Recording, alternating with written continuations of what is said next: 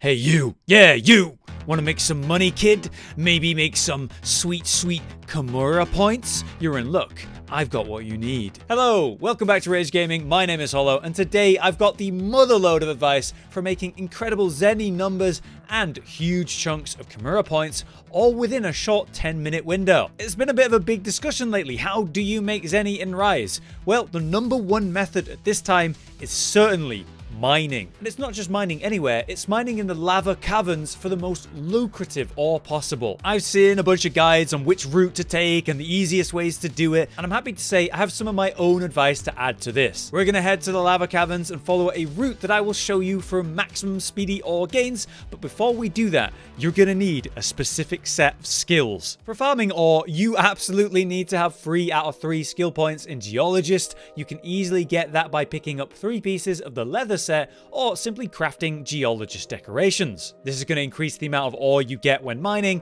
and that's obviously really important when mining. I also recommend you get 4 out of 4 Botanist for maximum gains while in this farming set, just getting more from your plants. Now you might see other farming routes just go in with these sets, but I also want you to grab 3 out of 3 Wirebug Whisperer today. That way you'll keep extra wirebugs for another 30% of the time and recover your wirebugs way faster during the run, which is going to be really important because hey, we're going in with 2 palicos and no palamute. Yeah, that's right, we're going to be using wirebugs to get around instead. Now hold on, I know you're probably like, not happy about that. I know I wasn't.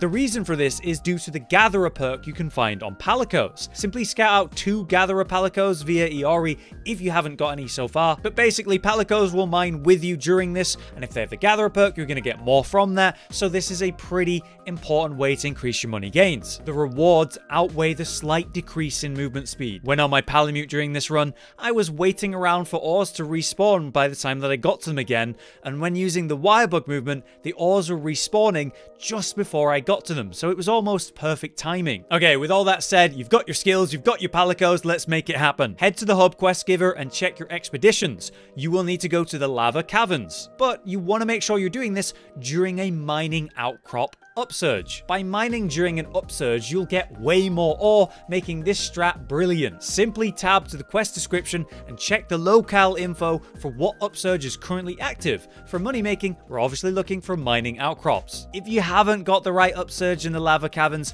you'll need to quickly cycle the current expeditions by completing a different hunt. Many guides will suggest either the 1-star village quest, Roly-Poly Lanterns, or the 3-star village quest, Supply Run. In my testing of both, they finish about the same time if you have 4 out of 4 Botanist and have good RNG during the Roly-Poly quest. But my opinion is, why risk the RNG? It takes roughly 60 seconds to complete the Supply Run quest, in which you just follow a track and pick up all of these packages in the Shrine Ruins. By doing this, you cycle the expeditions, and then hopefully you've now got the mining outcrop upsurge in the lava caverns. Worst case, you have to run this once or twice, which only takes a couple of minutes. Anyway, now we've got our correct upsurge in the lava caverns, let's head into the route. Rather than skipping anything, I'll show the full run of the route for the camera so you see every move that I make for you to replicate. And remember, if you are slightly slower than me on your first run, don't worry. You'll have plenty of time and you'll get more comfortable with the route after you've done it once or twice. Now then, over to me. Thanks, me. To begin with, on this route where we're using the wirebugs, I should recommend you to run to the left and go get this wirebug. The sooner that we have 3 wirebugs, obviously the more value we're going to get out of Wirebug Whisperer, and yeah, make some moves. So as you come up here out of the hub, out of the first tent, you just come up onto the first rock here on the right, and this is our first mining outcrop. Here's a little tip for this worst part where you have kind of a long run. Make sure that you're aiming and using your free aim and then using B to do the jump. You can actually do a wirebug hang, but while I'm hanging here, you don't actually respawn. Like the wirebugs don't refresh. So it doesn't really give you any added distance and you don't let your wirebugs respawn. I like to use it somewhere here just to like reorientate myself to go towards nodes off a crazy jump. But yeah, when I'm going uphill, I'm just doing that, then dashing, doing that, then dashing, and I wait until the last moment to do that dash as my hunter begins to fall back down. It just gives me the kind of nice perfect angle and maximum distance on these leaps. What's quite nice about not being on the palamute when I get to this part is I can kind of just aim and fly down here really quick. I think I gain more speed than the Palamute run at that point, which is really nice. And as you'll see, the 3 wire bugs just really see me through this run all the way. It feels great. It's almost like speed running. So here's another wire bug. What I recommend is you actually don't get that on your first run. There's 3 wire bugs on this route, and I'm gonna say leave that one there because you're gonna want it on your next run more than likely. A great thing to do here is to run and grab the Gus Crab. It is something that shoots you up into the air, and it's actually clutch at this stage because guess what? I've got to go really high up, and it absolutely saves me loads of time because I can just fly over to that. Having 3 wire bugs at this point is also clutch because once again, I don't have to go down. I can just stay in the air and go around. There's a bit of an invisible wall there, so that's why I come around a little bit. And there we go. My wire bug has just run out. So you can see that it's lasted me for the entire first stage of the gathering. I actually grab all 3 of these. I might as well. They're all good stuff. It's kind of a hidden area, so there's good stuff. Here's the cave just up on your right. If you do mess up and come slightly too far to the left, you can just aim and jump in. Now, if we head around here and go left, instead of going right, there's ore here. There's points around there to get, and a mandragora or mandraga. How do I pronounce that? You know, the one that you use to make your potions. One of those mushrooms. Jesus, I can't pronounce things.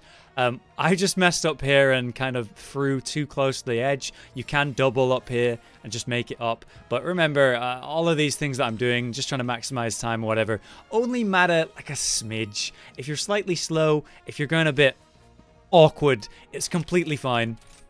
When I do this run, I'm just behind the respawns of the ore. If you're like some sort of speedrunning god, then maybe you won't make any mistakes and you'll maximize, you'll be amazing. But it really doesn't matter that much, honestly. You're only going to be seconds behind the ore if you're a bit awkward. Most important is just to know the route, really. And as you can see, it's pretty straightforward. You know, you're just following the paths. And this is the only complicated part where we go to the second camp, come around to the left, drop down where I am now, grab the Gus Crab in there, just so you know it is in there. You can grab it, and we're going to make it across here. So we will do the extended leaps. We'll have to wait a second, and then we're back up again. You can use the Gus Crab here when you're going over that kind of big area with a big pond or lake or whatever, if you wanna. It doesn't really matter. It's only a second gain, and I think it's more important at that point where I need to go really high up, and it won't have respawned by the time that I'm back there. So there you go. There's the full run. That was 4 minutes. We are now back at the camp. One thing you can do whenever you're at a camp is maybe after a full run, just go in and instantly leave. What that does, it puts all the materials you've gathered so far and puts them in the tent. The reason is you can only carry 99, and we're definitely going to reach 99 on our resources. So it's something you've got to do at least once in your run. I like to do it at the end of each run. It just feels nice. It's kind of like a completionist feeling, I guess. The only reason to run a Palamute, I'm thinking, might be if you are lucky and in the Dango meal before the expedition, you get the one that has an RNG chance of actually spawning, and that one can give you slightly faster respawns on nodes. There it is, local info update. That was a short one. Wow, that was a like barely a 8.5 minute run. So there you go. That's the completion of that. Let's go ahead and complete the quest and see how much ore we got in an incredible like 9-minute run. That was a really short one. I've had ones that lasted like 14 or even 16 minutes before the locale updated. So that was honestly, this right here is an interesting test because I've got one that was a pretty good one. It was roughly like 13 minutes before the locale updated.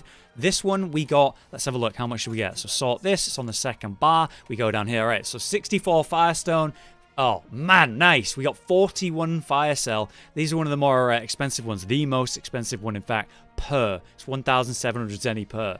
And then I got 110 the Carbolite, and Fusium we got 76. So pretty light on the Firestone, but we made up with it in the Fire Cell. So from that incredible 9-minute run, in 9 minutes of effort, I have made 55,000 and then 70,000, 74,000, more like 75,000 actually, and then another 77. That is 300,000 Zenny in 9 minutes. And then on my other run that lasted about 12, 13 minutes, slightly a better run, we made 400,000. But as you may have noticed in the title of this video, there's another thing that's really important in this game. It's not just Zenny, it's Kamura Points, which you can use for loads of things. And if we're talking about making money, an obvious way to do so is the Argosy. Now, the Argosy, obviously, with your farm, with your submarine farm, does cost points if you want to do buddy bargaining and put it in 150 or 300 points or 250 or 300 to make these better and get more resources. Or we can also do the exchange for items, the rare finds, and occasionally you'll get a really valuable, something like 10,000 Zenny valued ore, and these cost like 500 points. So you want to be doing that every single time, so you want lots of points. Now, the first thing I should mention before we actually go into the point run for your Kamura Points, it's meals, it's dango meals. Now, every time that you do a hunt, there is a roll for a daily special. It's more like every hunt special. And the one that you want, if you're farming points, you always need to be on the lookout for this, is the one we see here, the Kamura for Dango Calculator. Dango Calculator increases the number of Kamura points you will receive at the end of a quest, so it is a great increase to the amount of Kamura points you get from doing these runs. So you should always check your Dango before doing these expeditions if you're looking for points, and see if you have this, because you absolutely want it. Alright, here we go as I go to record the route for the points, just to show you it. Once again, this will be on the lava caverns, so what you're looking for on this one is a little bit different. You're not looking for upsurge on the nodes, you're actually looking for local items, which is what we see right here. Beautiful. It's like I'm making a video and the world is being cool. However, there's this other part that I'm about to RNG roll on camera. Please, please, please, please. We need the Kamura Point Dango. I got Hap Peanut. I've got this like 3 times in a row. This is pain. It's fine. It's fine. I can still show you the route. It just hurts because it could have been even better. These are the ones that I go for usually. The Glutton and Wall Runner, just in case I need any extra bit of stamina. Now, because of the upsurge on local items, we're going to get way more points on these nodes. The low roll you could get on a node without an upsurge is 50 points per, and the high roll will be 200. So let's see what I get from my first node as we head around to the right, ignoring the mining nodes and going for the point nodes, which, as you can see on the map, are like a bag with a question mark. Wow, there you go. So that is a low roll. That's incredible. A low roll is 150 points for all 3.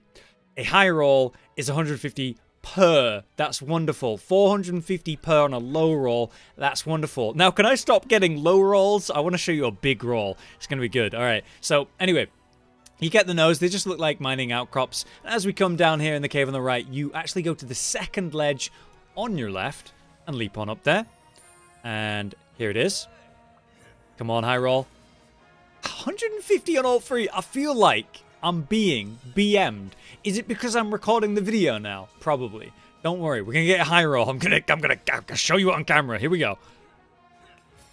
210 per 750. There you go. My first high roll. So that's I think that's a low roll. Yes, it is. 70 is the low roll on these prisms. So when we have the upsurge, it's times 3. So naturally, it's 210. But there you go. 700 on a high roll. Not too shabby. Hey, there we go. All right, a medium roll for 200 points and a high roll for 600 points. That one's up on that little rock there. A bit of an awkward one. And now you've seen it. Now you've seen all of the awkward ones. That cliff one, the one hidden down on the right, and then, of course, this one on the high pole pillar rock thing I just got. As we go up here, there is one on the left as we head up to the hidden cave. Nice. A couple of medium rolls. I'll take it. And we just go into the point cave. This is a nice chill run because, you know, we're using the Palamute. We're doing a lot more distance movement. So I bring the Palamute on this one. And there we go. I do grab the ores and materials while I'm doing this. I may as well, the right there. It's just money. It's just materials. It takes 2 seconds to do. I don't really lose anything by being a bit slow. And that's something I should say. If you are a bit awkward or you make a kind of a slow movement, double high roll. 600 times 2. If you make slow movement, maybe you follow the route a bit awkwardly, whatever, you're following me and you get a bit confused, whatever, it's completely fine. There's no crazy rush on this. You have until the locale updates, and the average time for that locale update is about 10 minutes. Sometimes I've had good runs where I've had 14 or even 15 minutes to do runs, so I can do 3.5 runs of this and get a lot of points because of it. Nice, another high roll, 750. Please ignore that down there. That is actually just kind of like a delivery quest that you can do. You go grab like a crystal and hold it like one of those eggs and take it to the supply box. It's not actually a mining node. It's not worth anything for you. It's a lot slower than just doing this route. When you go to the first camp, subcamp 1, you're only doing those two. The one right at the camp and the one down the hill. So it's nice and quick. And then as we go to subcamp 2, it's only slightly more complicated than the rest we've shown. Firstly, you head down to the right and you see this broken bridge. You're just going to hop down and go below that. I'm going to try not throw myself off the side. There we go. And grab this one. Cool. 750. Another high roll. Don't mind if I do. And as we come up over here, I do grab the honey because I'm always after honey. And we're actually going to drop down to here and get the bones. You can get like an okay roll on these. I believe it's 222 on a good roll. Yeah, that's not bad. 162 on each of those. So as you can see, that is worth some points. It's not crazy, but it's worth grabbing because there's only a couple nodes over this way anyway. I do grab the firestone and such. Grab a thunderbug. It's nice to just get these things on your route. You may as well grab them. There's no reason not to. And here's the last bone. See if we get a high roll.